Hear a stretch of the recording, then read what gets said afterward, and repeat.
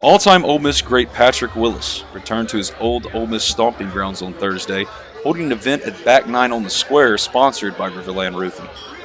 Along with meeting with Ole Miss fans, he held a question and answer session on his decorated Ole Miss and 8-year NFL career, which resulted in Willis becoming just the third Ole Miss Rebel ever inducted into the Pro Football Hall of Fame. Willis and Bruiser Kennard are the only Ole Miss Rebels in history that are members of both the Pro Football Hall of Fame and College Football Hall of Fame. Willis is one of the most decorated defensive players in Ole Miss football history, a consensus All-American as a senior in 2006, when he also won the Butkus Award and Lambert Trophy as the nation's best linebacker. Willis twice led the SEC in tackles and was selected to the most first-team All-American teams, 13 ever by an Ole Miss player in a single season. He ranked 6th all-time at Ole Miss with 355 career tackles, and he's tied for 6th with 33 career tackles for loss. I do want to thank RiverLand Roofing one more time, Billy and Tate. Quite literally, we wouldn't be here without you guys because I'm sure you actually put the roof on this building. I would also like to thank Back 9. What a perfect venue. All the work that all the staff has been putting in literally wouldn't be possible without you guys as well. And then also thank you for the drink sponsor, Nirvana Super Water. Try that out. That's Patrick's favorite drink. And obviously it got him to good places, so it might bring you some life and success too. Patrick, appreciate you. Let's take a seat and kick this thing off. Yes. Again, had a chance to meet RiverLand, Billy. Thank you for sharing your story with me. Man, just rooting for you that you continue to do great things. Willis opened his question and answer session with his greatest Ole Miss memory. It was my freshman year, 2003. We were playing against Alabama, and I would say that was probably the game that introduced me to the fans here at Ole Miss. Came in as a 3-star, was playing special teams, not really any defense at all. And the Alabama game on the kickoff, had a pretty good tackle. And, yeah, he did. Yeah, he did. So it was a tremendous game. Actually, I had another tremendous hit on the punt return, but it was just an amazing game. But as you all know, before the game and after the game, the Grove is one of the best. And so I was there after the game at the Manning's tent, and I would say that they are a tremendous family, and I mean. I was there on behalf of Eli, but I had a chance to meet Miss Olivia and Mr. Archie, and they just welcomed me with open arms. But I remember it was my first time trying this punch bowl that they had, and I thought it was Kool-Aid. And so after a hot game, I was just having fun with that Kool-Aid because there was so much of it, and nobody else was really drinking. And I thought maybe because I played special team and had a couple of tackles in. Before you know it, I just remember looking off into the distance. I'm looking at the Union where we were, and I kept seeing the lights flicker, and I was like, man, that's interesting. So I looked at Eli and I said, Eli, you see those lights? Those lights flickering? And he looked at me and said, are you okay? I was like, man, I'm good. I've just been drinking Kool-Aid. And he looked and he said, hey, Mom, Patrick just been drinking a Kool-Aid. He's feeling really good. And everybody started laughing. So I would say that just that game and then just hanging out with amazing people afterwards in the Grove would be one of my most fondest memories. And there are others, but I remember that for sure. What does life after sports look like for Patrick Willis? Yeah, so it has been 9 years now since I have been retired from the NFL, since I retired from the San Francisco 49ers, and it has been a transition. I won't say that it's been one that's been easy, but I've always believed, fight the good fight of faith, and great things will turn out in your favor. And so I've been doing that. I got into the entrepreneurial field a little bit, so I have a couple of companies that I am owner in and brand ambassador of, and so HLX is one of those, as well as Coach2, which is an online coaching platform. So if you all have some youngsters or anyone that want to learn more about sports, we have all types of sports, but I even have a couple courses on there, so you can check it out at coach2.com. And then I also do a little bit of philanthropy because, philanthropically, that space means a lot to me, being someone that come from my background and come through the things that I did. I've had tremendous support through the years, and that support can only come from people such as Billy, RiverLand, just donations and giving back with a kind heart. And so I just always had told myself when I was younger someday that I wanted to be able to do the same for those coming behind me, to help be a bridge. And so that's where my philanthropic part lies. And I actually have my own nonprofit, which is called the Patrick Willis Community Fund Foundation. And you can learn more about that at patrickwilliscf.org. And really, our initiative is where the will is to rise and hope is instilled, potential is infinite. Let me say it again, where the will is to rise and hope is instilled, potential is infinite. And we do that through strong spirit, strong mind, and strong bodies. And that comes through, I have a couple of endeavors that I've done where I put in fitness zones in underprivileged areas to give kids a place, or anyone, but primarily youth, where anyone can use the machines, but give them a place to go and just release whatever they may be, release whatever may be inside of them, and really just also get some exercise, just move, because I've learned in my transition that just keeping fitness a part of my everyday life. I always say it's a part of the grind. People are like, man, you ready to come back? Are you working to come back? And I'm like, no, this is just part of my day's grind. So yeah, so do a little bit of entrepreneurial philanthropy, and then just try to be a decent humanitarian. I'm not perfect. I don't always get it right, but I'm just grateful. God has been good to me, and so I just try to shine that light the best I can. And again, just grateful. Well, Patrick, making it to the NFL, you're already 1% of the world just to get to that level. But earlier this year, you were also inducted into the Hall of Fame. Gotta give a round of applause for that. Patrick, take us back through that moment. You got that phone call. What went through your head? It's surreal to be sitting up here before you all today as Hall of Famer 378. And it's truly special and each day it becomes more and more special to realize that out of all the people to have played, that I am one of the 378 greatest players that have been selected to the Pro Football Hall of Fame. And man, it's beyond words. That day was a surreal day. I just remember when I was younger, talking with my uncles and just hearing the stories that they would share with me. I remember telling myself that, man, one day when I get older, and whether I have nieces and nephews and or kids of my own, I just wanted to be an example of no excuses, that whatever it is that you want to do in life, if you apply yourself, have faith, and go at it with everything you have, then it's very possible. And so when they knocked on that door that day, again, it was surreal because everything came full circle to me. Just being there, putting up the basketball hoop for my nieces, and I remember being their age a long time ago, to getting a knock on the door and hearing that I would be selected into the Pro Football Hall of Fame. I remember saying, Lord, you stood with me through it all, even way back then when I was in the 6th grade, speaking as I was speaking, and it was sounding crazy to stand here today, getting this knock, and I'm truly honored, and it was a great day. Could you be any cooler? No. I mean, on the field, yeah, Hall of Fame, yeah, but then as a human too. I mean, really, Patrick, we're honored to have you here. All right, we talked about your favorite memory here in Oxford. I want your favorite memory in the league.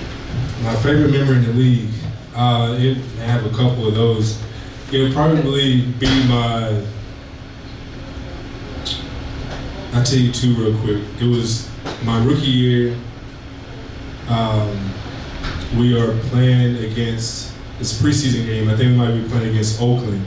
And I don't know about you all, but when you're young, and I know when I was in high school, I remember seeing college guys and and they'd be all like ripped up, you know, the grease, and I didn't know it was grease then, but they would just be all ripped up, and I said, man, one day I want to look like this as well. So now here I am in the league, and it's pre-game, and I remember going to the trainers and I said, hey, I want to have that shine like Vernon. Vernon Davis was on the team, and I don't know if y'all know about Vernon, but man, Vernon was massive, muscles everywhere. And I said, man, I want to have muscle. I want to look like Vernon. I want to be shining like Vernon.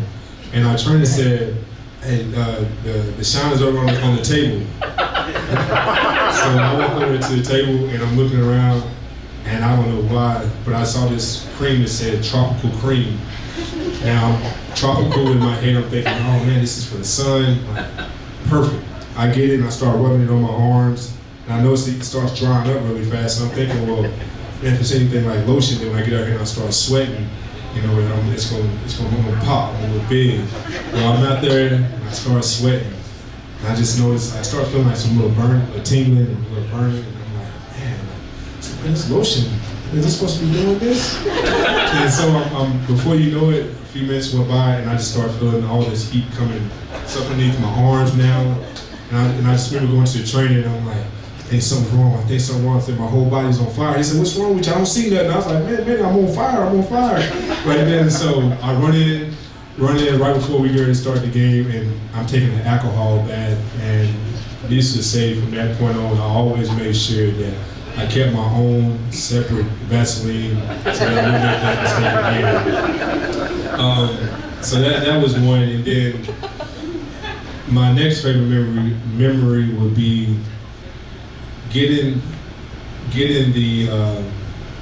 called into the office by Coach Singletary, my third preseason game, and told that I would be the starter that week. Now, mind you, I know I was drafted 11th overall, but man, I still had so much to learn, and I wasn't sure if I was ready, but I would have the mindset, stay ready so you don't have to get ready. And when he called me to the office that week, and he says, sets me down, I'm a little nervous. He said, Pat, I want to talk to you. And I'm like, oh man, like I've been doing everything right. I don't think I've done anything wrong. And he sets me down, he said, Pat, you starting this week. And I feel like I had an out-of-body experience. I feel like my heart started beating really fast, and I was like, man, is it really? Did he just say what I thought he said? And needless to say, I started. I was really hoping they was going to take me off of special teams. They didn't. And so being out there, my first preseason game as a starter, I played all special teams. It was actually at Soldier Field. So played all special teams, played all the defensive snaps, and man, had a tremendous day. And that was the moment that I said, you know what, it's time. I'm here. And so, yeah. I just love that like 2 out of the 3 stories or like the highlights of your career were actually about you like being curious. Like have you ever heard like curiosity kills the cat, Patrick? Because I mean, rubbing alcohol and punch, you know. And, you know, believe it or not, that's really what has always kept me. I've always been a curious mind. Ever since I was a kid, I always asked a million and one questions. As a matter of fact, Susanna knows we have a mutual good friend, Justin Wade, and it was my rookie year that I was sitting I was sitting in the meeting room, and it wasn't Coach Drews, but Coach Noel at the time, he just stops the meeting, he slams his hand, he says, Patrick, I don't get it. We call the defense, and you don't run the defense, but somehow you keep making the plays. I don't understand. You asked all these questions. And I'm like, Coach, honestly, I don't know what this 4-2-5 is. I come out with 4-4, and I just knew see ball, go get ball, and that's all I did. And I remember Justin Smith saying, Coach, that's just P. Willie style.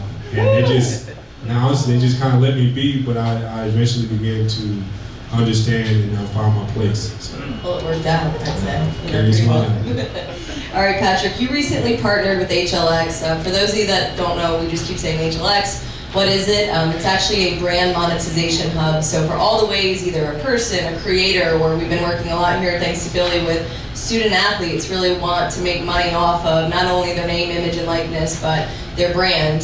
We help them do that through things like merch lines, like Patrick Willis himself, gaming tournaments, where we've been launching a lot of fan versus athlete tournaments. So if any of you guys want to play your favorite athlete here at Ole Miss, or even maybe want to play Patrick, you can do that through HLX as well. So we really call it your all-in-one monetization hub. So Patrick, can you tell us a little bit more about the partnership and why you chose to partner with us at HLX? Well, I just remember there's probably, I don't know what game it was it last year? I was at a game and I was playing against another athlete. I've always been a gamer, and I was a part of that night, that special night, that event, and just, I don't know, just the vibe, just the energy of everyone that night was tremendous. And I just remember, next thing you know, there was another branch to HLX, I believe it was, and me being an athlete, you know, brand is everything. You know, being able to sell merchandise, being able to, when you know, show up to a place, you know, how valuable are you? And when I learned that HLX was a platform that would allow me to tap into different avenues of my life, you know, I was fond of it. I was still growing with it, but excited about where it's headed. Well, we're honored to have you. All right, you said you're a gamer. What are you playing? Oh man, you know, maybe I'm biased, but I enjoy Madden. I enjoy NCAA. I know NCAA is new this year, but I remember, you know, I'm a little older than the gray hairs now, but I remember in high school playing, or just going through the years, you know, from the first time I ever played my first video game, which was the Atari in like 1989. Then Nintendo came, then Sega, then Super. So I remember all the stages and just play the game. I love it. We maybe should launch a tournament with all our fans here with you. Hey, I would enjoy it. I would love it. Let's get it on. When you play, do you play yourself, or do you always pick yourself? You know, when I was, you know, as a kid, this is a true story. Again, you know, this is part of the manifestation and believing in yourself and believing in yourself, manifesting. And when I was a kid, believe it or not, I remember playing the NCAA football games back then. It was on Madden, and I grew up a big Nebraska, Tennessee fan. And I remember I would go in, I would erase the guys' names off the back, and I would put my own name, and then I would put all the ratings up to 99 to where the game was 100. And I would do that every time I would play a game, and then it started getting to the point later on when they wouldn't let people do it. But I say all that to say I would do that, and I would say to myself, one day I'm going to be on a video game, and I'm also going to be a 99 or be 100 overall. And in 2009, or 10 it was, I believe it was, yes, I had been on that. I had been on NCAA as an impact player when the game came out when I was in college. But what made this game and me being on interesting was I was a 99 overall. So you can't get 100, maybe you can, but I was literally on Madden 2010 or 2009 and 99 overall. And again, I remember being that kid that would, you know, erase the names off the back and make all the ratings go up, and just tell myself one day that's going to be me. And yeah, the day came where I didn't have to go and erase the name off the back. It was officially me, and I was a 99 overall, and that's pretty special. We didn't get the plaques like they get now for being a 99 in Madden, but you know, it's the memories and just the work and the grind to become, you know, for all of it to come to fruition. You know, it's really special. You get cooler by the minute, Patrick, I swear. All right, you talked about your love for branding and gaming. This day and age, you know, branding is getting crazy with content creation and the NIL space and gaming as well. So how do you really see branding through gaming and esports evolving for athletes in the coming years? Yeah, so I'm not sure if any of you all are familiar. It was not the brightest time in my life But when I retired from the NFL in 2015, I actually went and joined a tech company that had different avenues to it. They had custom solutions. We also had storage. But the component of it that really had me interested was, after talking to the owner at the time, was that I would be able to have my own space, which was a space that would be called open source gamification. Open source gamification. So open source allows you to be able to interface with multiple people, where there are some platforms that are just it's closed face. And so Apple would be closed face, so you can't interface with Apple, but Android you can interface with other technology. But anyway, so I got into that tech business then, thinking like, man, I was going to be able to make a platform where my teammates and I and other guys throughout the league would be able to come to this hub and just vibe and be in our world, because I felt like when I retired, man, not many people, either they didn't want to understand me or they didn't care to understand me, but I felt like for the most part, there were your own teammates or people who had already retired before, they could hear me a little bit in what I was saying. I felt like that would have done me well.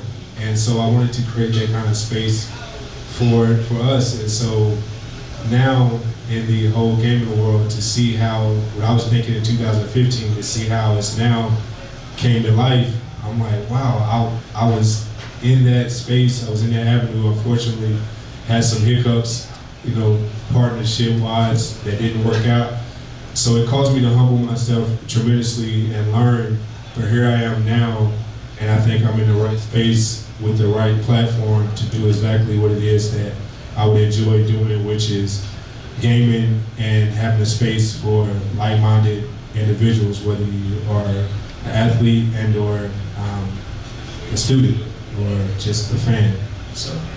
All right, I'm going off script here, so I'm sorry, but I genuinely just need to know the answer to these questions. So, you're back in Oxford during your playing days. Take me back. If NIL was around, what would your dream brand deal have been as a college athlete? I went off script here. What would my brand deal have been? I've always been into fitness, so I would have somehow would love to collaborate with your local fitness centers, whether it be just showing up for an hour, doing some workouts with scripted workouts, perhaps with individuals, and or having my own merch at the time, because I always had these little sayings that I would say to myself, whether it's unleash, the beast, or always believe. I would just say little things like that, and then as I say now, you're learning that you can trademark these things and you can, put them on your t-shirts. You can't, the grind knows what you put in. So yeah, I would have loved to have had someone such as yourself, Sam, who understands the space, that could have, helped me to bring that out. Because as an athlete, I'll be honest with you all, I was one of those ones that, I was so focused on the game itself and then just being a student, because obviously I was always one of those athletes that I didn't want to just be a good athlete. I also wanted to be smart as well. And so, yeah, I think just having someone such as yourself in that space at that time would have been very valuable, which I think right now is no better time than, there's no better time than now. Thank you, Patrick. So, Billy, we need to open up a gym in your office. Yeah. And then, Susanna, can you write all those quotes down? We got to add that for an exclusive merch launch for when he comes back. Last question off script. Patrick, we have a lot of Rebel athletes here. Round of applause for them for showing up. To Patrick's point that, they're here, they're grinding, they're doing even more outside of their sport. So thank you guys for all coming. All of these athletes just signed up on HLX and have their own websites, so they are doing exactly what you said you wish you would have done by actually taking advantage of the resources and monetizing their brand. So, Patrick, I want you to give advice to them. Take yourself back to your shoes. What would you tell yourself if you could go back to these young athletes? I would say this. focus on what got you here, and the rest will come. Meaning, don't focus on, I don't like saying don't, but be weary of focusing on the things outside of necessarily what you can control. Meaning, like, just prime example, I think, well, I know for me, a lot of what has happened for me in my life has been a byproduct of me just really enjoying what it is that I'm doing, and other great things come along with it. And so I would say, man, make sure you're here to play, you're here to be a student and also be an athlete. Focus on those, and I promise you, just being a great student and also being a hell of an athlete, all that stuff will come to you. And so I would just say that, and then just most importantly, try to surround yourself with great individuals. It don't mean that you can't interact with multiple people, but your core, make sure they like-minded, make sure they're strong. And in my world, we call it this. We say, at the professional level, me and one of my advisors, when we have a communication, we speak on terms of like, all right, are you around Pro Bowlers? Are you around all pros? Or are you just around guys that just being, and if they do okay, they do okay. They don't, they don't. So I say to you all, make sure you surround yourself with the All-American guys, the All-SEC guys, the guys who have done something right to get those credentials, and believe it or not, it'll start to rub off on you. So. Thank you for that. Patrick, you have accomplished so much both on the field and off the field. I want to wrap this thing up before we do open it up for a few questions by asking you, what's next? Wow, that's a great question. Truthfully, I think it's just taking all that I'm a part of now and just seeing it, continue to see it grow. I'm also learning too that, to be careful, just continue to just pile more and more and more and more just because you can. Sometimes it's not always having a lot, but it's having just enough, but being so immaculate with that little bit that, it makes others want to tell you that you need more. So I would say probably just, for the most part, just continue to work on the businesses that I'm a part of, continue to learn and grow my philanthropic side of things, and then just continue to be a good humanitarian. Again, it doesn't mean perfect, but good. Well, I know I can speak on behalf of literally all of Rebel Nation that we are excited to watch that journey continue to grow. Appreciate you so much. I'm going to open it up for 5 questions. So if anybody wants to raise their hand, we can run a mic to you. I have no problem asking questions. This is my dude right here. Yeah. Hey, I know that Justin Vincent was the hit on Justin Vincent was like the biggest hit that Ole Miss fans talk about. But would you agree that you're chasing down Darren McFadden with the club was way more impressive than Justin Vincent? Sorry. Say it. Yeah, that was both of those were good plays. I will say that both of them were unique in their own. For a lot of you, that play that happened at LSU, I've mentioned it before, but real quick, as the captain of the defense, no matter what happens, whether it's good or bad, it's on you. And that particular play, I remember calling the front, and when I called the front, I didn't see the gap that I was looking for, and I knew right away. I said, man, they have lined up wrong. But when I say they, it's we have lined up wrong. And having Coach Orgeron, I never forget the first day that he told me, he asked me, he said, Pat, I want you to be the general of my defense. And when I said, yeah, that means that no matter what happens, it's on me. And so on that play, I saw the front lined up as it was, and I said, man, I got to make this right. And I just shot out of that stance and ended up making a play. I think he still ended up getting the first down, but, it was still a heck of a play. So. I'm sorry. And then Darren McFadden was special because Darren McFadden was one of the fastest running backs in the SEC, right. And I had always prided myself on being maybe not the fastest, but being a heck of an athlete myself. And so one way to always measure yourself is to go against the best. Whoever they say is the best is going against the best and making plays. And that was one of those days. So. Number 2, who's up?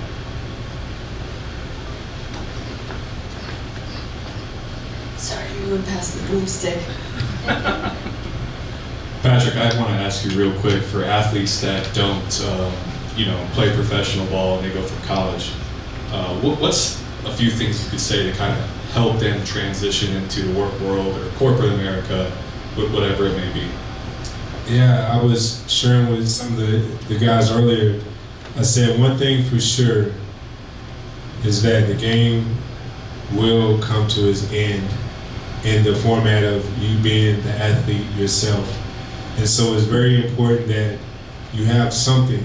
Now, it takes a little time for some, meaning like, it's like coming in as a freshman where you just taking your core classes, and then when you get to be a junior and senior, you have to select that major. And so I would just say to you guys to make sure that you have something,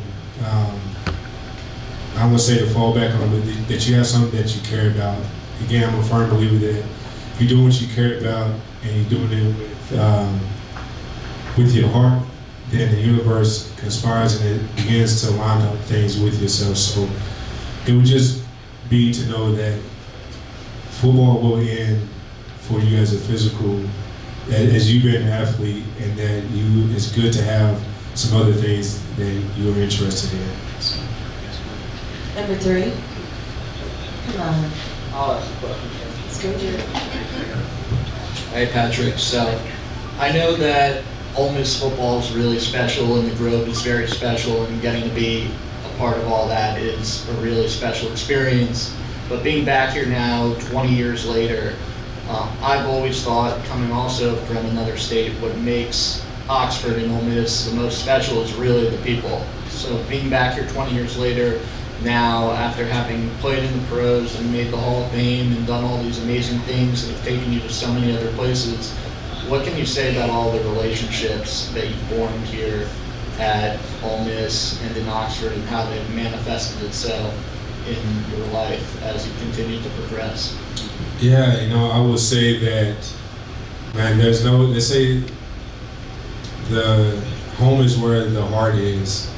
And I can say that when I came to Ole Miss in 2003, and just my time here at Ole Miss, man, if I had to do it all over again, and I've said this publicly, I would choose Ole Miss all over again. That's right. That's right.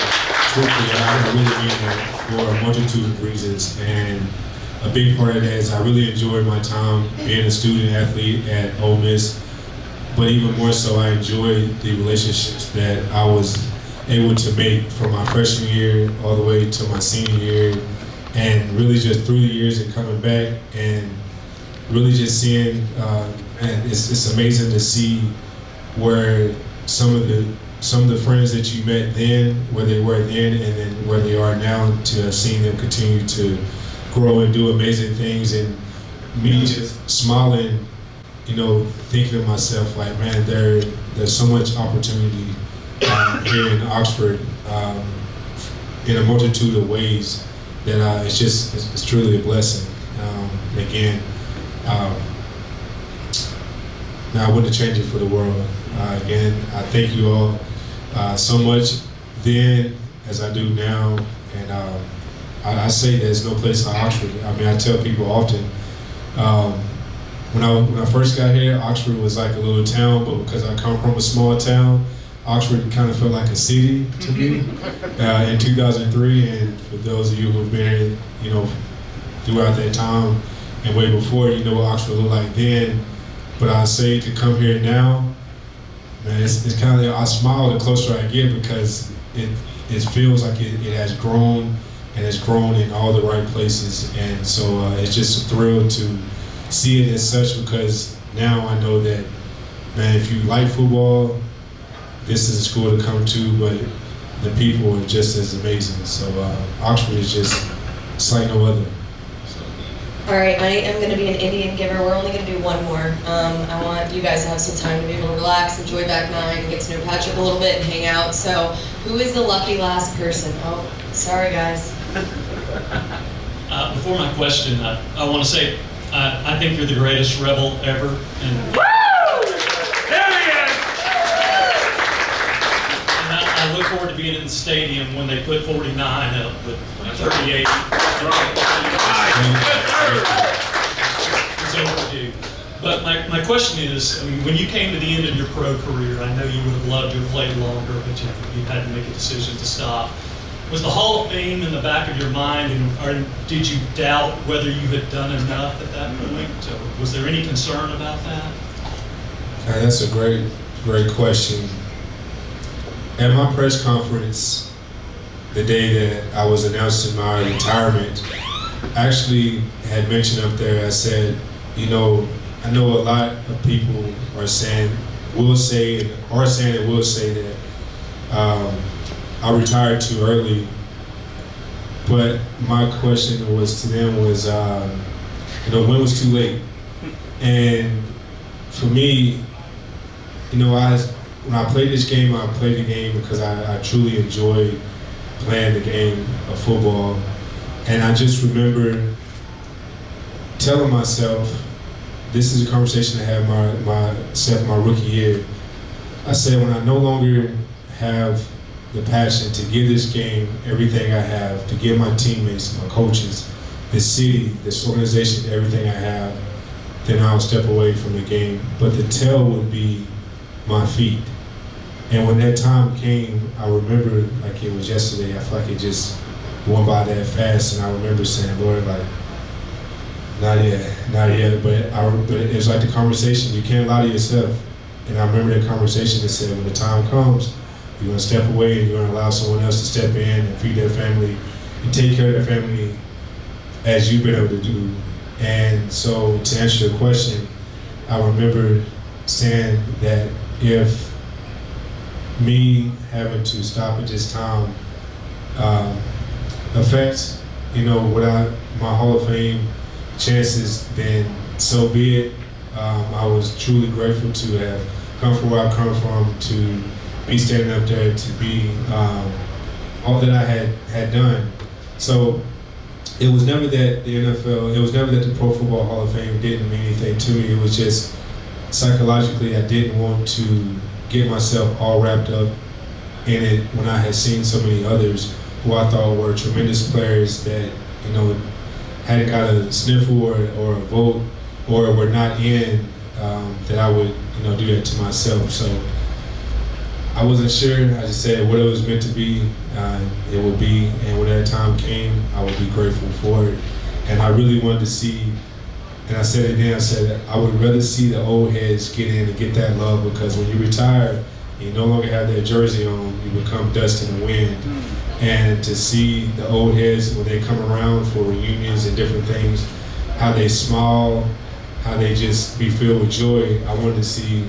I didn't mind seeing the older guys get it, and if it meant I had to wait, you know, 30 years like my fellow inductees, Mr. Gradishar, then that's what it would be. So just grateful that it happened in my 5th year.